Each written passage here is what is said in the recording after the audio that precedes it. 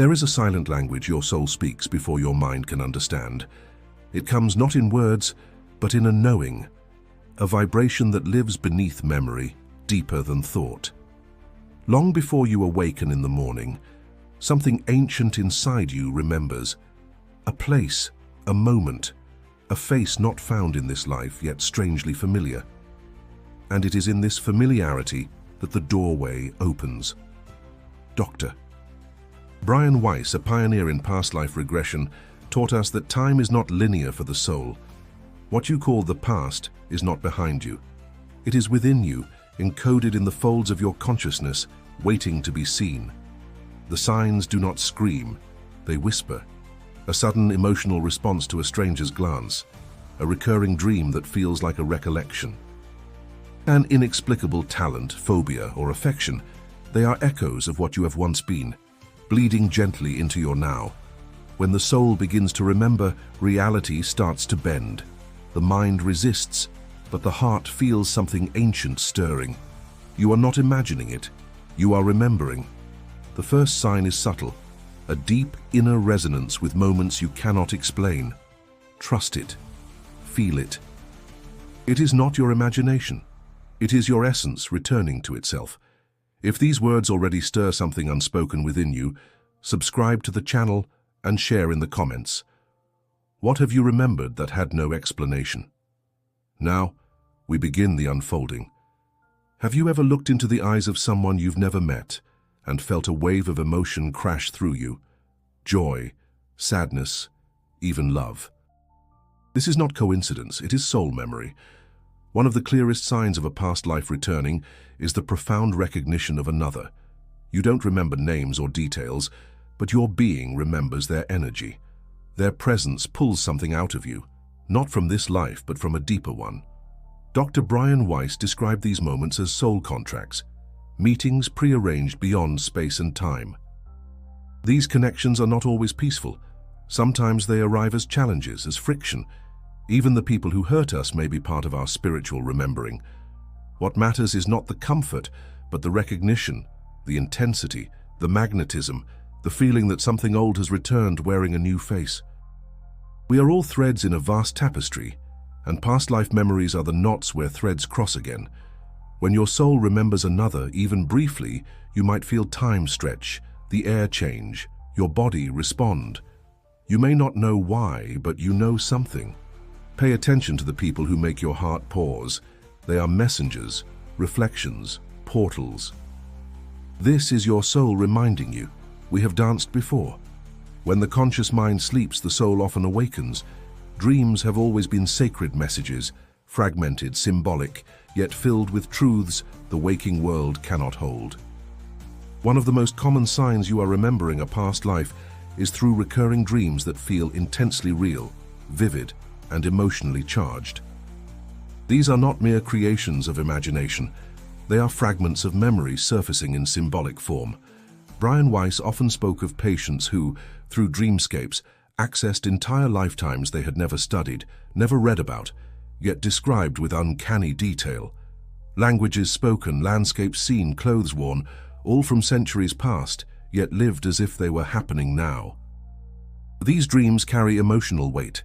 You awaken shaken, not by fear but by familiarity, as if you had returned to a place that never left you. Pay attention to the places you visit in your sleep, the faces you meet again and again, the roles you play that are not your current identity. These are messages from your soul's archive. And though they may appear disjointed, your inner world understands their meaning. Your subconscious, untethered by logic, allows the timeless self to speak. Write your dreams down. Feel into them. Ask, who was I in that vision? What did I know? What did I feel? Dreams, when honored, become doorways. There are abilities you possess that no one taught you. Gifts that emerged effortlessly, as if they were carried not in memory but in your very essence. This is another quiet sign of a past life resurfacing, when talents appear not as skills learned, but as knowledge remembered. Brian Weiss often witnessed patients who, under regression, spoke languages they had never studied, played instruments their hands had never touched in this life, or described customs from cultures far removed from their upbringing. How can such knowing exist unless it was once lived? When you paint with fluency, speak with resonance, heal with intuition, or solve with vision far beyond what you've been exposed to, something greater is at play. These are not coincidences. They are remnants of a life once lived, resurfacing through your fingertips, your voice, your presence.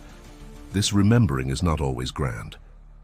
Sometimes it is a quiet competence, the way your body moves in rhythm, how you intuitively sense colors, how you understand dynamics you've never studied. It's the body remembering what the mind forgot, the soul leaving clues. Do not dismiss what comes easily. Honor it, nurture it. What flows without effort is often what returns from a long-forgotten path. In that flow, past and present merge. Sometimes what reveals the past is not what we love, but what we fear. A phobia with no explanation, the terror of drowning without ever falling into deep water, the panic of heights while never having fallen, the aversion to fire, closed spaces, or even specific sounds. These are not irrational. They are imprints, energetic scars left by lives once lived, now surfacing through the subconscious. Dr. Brian Weiss documented countless cases where deep-seated fears dissolved after the original trauma was remembered. Not from this life, but from one long past. A man with chronic neck pain recalling an execution. A woman with suffocating panic, seeing herself buried alive. Once remembered, the fear lost its grip. Because what hides in the shadows gains power, but what is brought into light can finally be healed. The soul does not forget what the mind cannot explain. When fear arises without context, it may be a messenger, not a curse. A gentle invitation to remember, to feel, and to free yourself from what is no longer needed. Don't silence your fears. Listen to them. Trace them inward. Ask, where did you begin? You may be surprised by what awakens. You may find not only fear, but fragments of yourself waiting to be released. Children are often the first to speak the language of the soul, not because they are wiser, but because they have not yet forgotten. Before conditioning sets in, before the rational mind builds its walls, the veil between lives remains thin. And in that openness, past lives often speak freely. Brian Weiss shared stories of children who described former homes, parents, and even deaths with striking accuracy. They named places they had never visited, languages they had never heard, and events they could not possibly know. When they speak, they do so without hesitation, as if simply remembering something natural and real. Because to them it is. If you've ever heard a child say, "When I was big," or "Before I came here," listen. These aren't just fantasies. They may be memory, pure, untouched, echoes of who they once were and where they once walked. Sometimes these memories come with emotion, tears when seeing a landscape they've never visited, or fear triggered by an object with no current significance. Children feel deeply because they have not yet learned to dismiss their knowing. As we grow, we forget, but children remind us. Memory is not always made. It is remembered. If these reflections resonate with your inner child, or a child you've known, subscribe and share. Have you witnessed a child remembering something they never learned? Let's keep listening to these small voices of great truth. There are moments when time folds in on itself. You walk into a room for the first time and know it. A scent, a sound, a glance. And suddenly you feel suspended between now and a memory that has no origin. This is déjà vu, and it is not just a trick of the brain. It is the soul recognizing a moment already lived. Brian Weiss often referred to déjà vu as a form of spontaneous regression, the soul surfacing briefly through the present moment to remind you of a hidden continuity. These experiences are not to be dismissed. They are invitations, portals, moments where the illusion of linear time dissolves and you touch something eternal. The feeling may last only seconds, but its impact lingers, an internal quiet, a strange calm, a knowing beyond logic. That is because something ancient has just aligned with your now. You are not imagining the familiarity. You are feeling the resonance of a loop completing itself. Déjà vu often occurs in places of karmic return, places where your energy once was. It is the soul's way of nodding. Yes, we've been here. Yes, you're remembering. When it happens, pause, breathe. Ask inwardly, what am I being shown? Sometimes the memory won't come in full, but the vibration will, and that is enough. Have you ever felt drawn to a country you've never visited, as if its soil remembered your footsteps? A deep magnetic pull toward a culture, an era, a language foreign to your upbringing yet familiar to your soul. This too is a sign. The geography of past lives speaks through longing. Weiss often noted how patients felt inexplicably at home in distant places. Some wept upon arriving in cities they'd never seen. Others felt an uncanny peace in temples, ruins, or landscapes with no personal history. Why? Because their soul had been there, had lived, had loved, had lost. You may feel this pull in subtle ways, through music, architecture, mythology, or even cuisine. You may dream of ancient lands, crave unknown rituals, or carry symbols without understanding their origin. These are not coincidences. They are threads of remembrance, reaching across lifetimes to remind you, you are more than where you were born. This resonance transcends tourism. It is cellular, emotional, often sacred. It doesn't fade with logic or reason because it belongs not to the mind, but to the soul's journey across space and time. When a place calls to you, listen, go if you can. If not, connect through study, meditation, or memory. Sometimes the place is external, sometimes it lives within you. To remember a past life is not about curiosity, it is about healing. When we touch the echoes of who we once were, we access the roots of present patterns, wounds, and gifts. The remembrance itself becomes a medicine. Not by changing the past, but by integrating its wisdom into this moment. Weiss discovered again and again that people's physical ailments, emotional blocks, and lifelong struggles often unraveled not through logic or therapy alone, but through the sacred act of remembering. The soul, when witnessed, heals.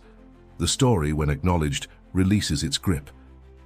You may carry grief that is not fully yours, a sadness with no origin, a weight in the heart that makes no sense.